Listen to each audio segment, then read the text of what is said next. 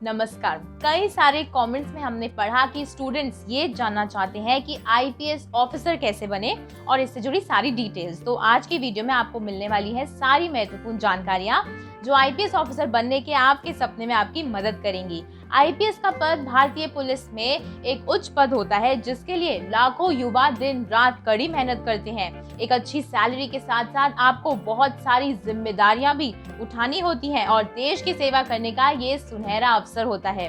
इस वीडियो को एंड तक जरूर देखें, आपके जितने भी डाउट्स हैं वो क्लियर हो जाएंगे। नमस्कार, स्वागत है आप सभी का प्रभात एग्जाम के यूट्यूब चैनल में। मेरा नाम रिया है।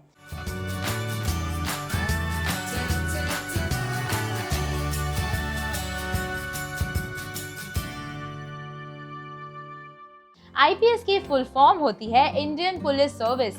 आईपीएस अधिकारी किसी भी क्षेत्र में लॉ एंड ऑर्डर स्थापित करने की अहम भूमिका निभाते हैं।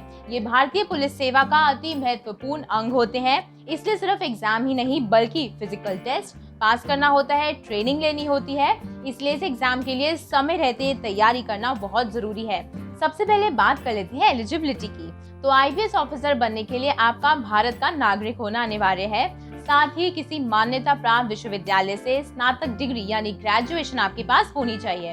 अब बात कर ले एज लिमिट की, तो इसके लिए 21 से 32 वर्ष की आयु सीमा रखी गई है और आपको टोटल 6 अटेम्प्ट्स मिलते हैं अगर आप जनरल कैटेगरी से हैं। इसके साथ ही जो ओबीसी कैंडिडेट्स हैं उनके लिए 21 to 35 इयर्स की एज लिमिट है, यानी कि आपको 3 इयर्स की रिलैक्सेशन मिलती है अपर एज में और आपको टोटल 9 अटेम्प्ट्स मिलते हैं।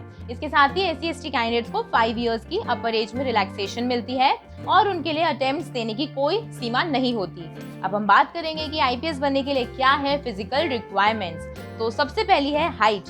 पुरुषों की कम से कम 165 सेंटीमीटर यानी 5 फीट 5 इंचेस होनी चाहिए और स्त्रियों के लिए कम से कम 150 सेंटीमीटर यानी 4 फीट 9 इंचेस लंबाई होनी चाहिए। सेकंड है चेस्ट। तो आईपीएस के लिए पुरुष उम्मीदवारों के लिए चेस्ट जो है वो 84 सेंटीमीटर कम से कम होनी चाहिए और महिला उम्मीदवार के लिए 79 सेंटीमीटर होनी चाहिए। अब हम डिस्कस करेंगे कि आई साइट कैसे हो।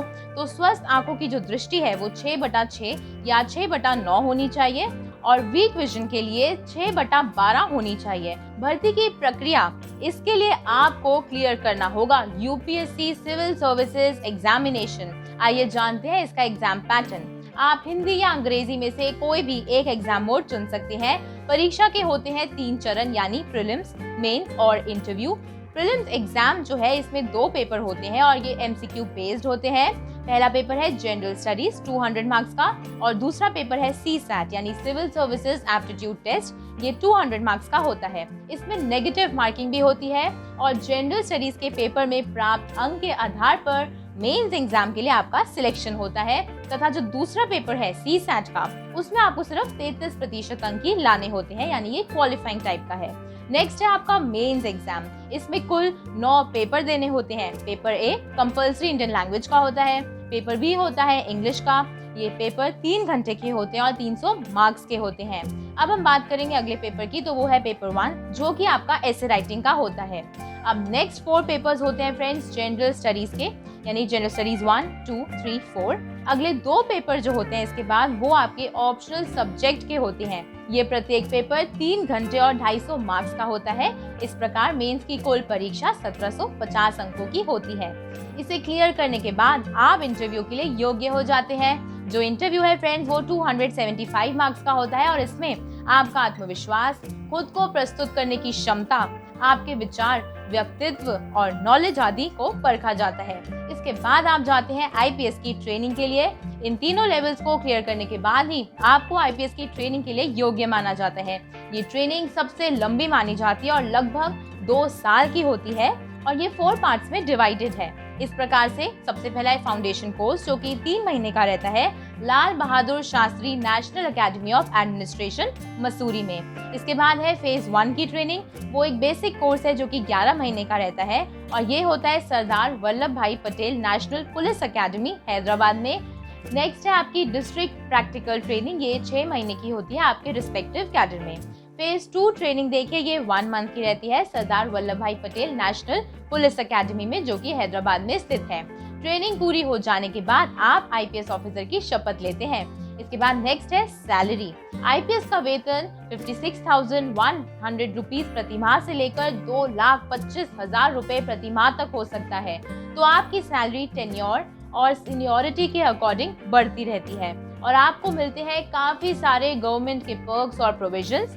केवल इतना ही नहीं, आपके कंधों पर अपने देश की सुरक्षा की जिम्मेदारी भी होती है और ये गर्व की बात है कि आप देश की सेवा करने के लिए योग्य हो जाते हैं। अब बात कर लेते हैं एप्लीकेशन फीस की। तो जनरल ओबीसी और ईडब्ल्यूएस कैंडिडेट्स के लिए 100 रुपीज है, वहीं फीमेल SC/ST कैंडिडेट्स के लिए कोई आवेदन शुल्क नहीं होता है। तो फ्रेंड्स, ये थी सभी जानकारियाँ। आपको ये वीडियो पसंद आए तो इसे लाइक और शेयर भी जरूर करें।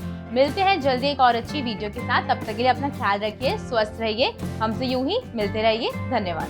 अगर आप कर रहे हैं उत्तर प्रदेश PGT और TGT चयन परीक्षा के लिए तैयारी, तो गारंटीड सक्सेस पाने के लिए आप पढ़ सकते हैं प्रसिद्ध पब्लिशर प्रभात प्रकाशन की ओर से प्रत्येक विषय पर उपलब्ध किताबें, जैसे कि हिंदी, गृह विज्ञान, गणित आदि। इन प्रैक्टिस सेट्स के मिलेंगे व्याख्या सहित उत्तर, जिनसे आप सीखेंगे सॉल्व करने के बेहतर तरीके। ये बुक्स है लेटेस्ट सिलेबस पर बेस्ड, जिनसे आपकी तैयारी हो जाएगी मजबूत। तो आज ही खरीदें Amazon, फ्लिपकार्ट या नजदीकी बुक स्टोर से और पाएं अपना लक्ष्य।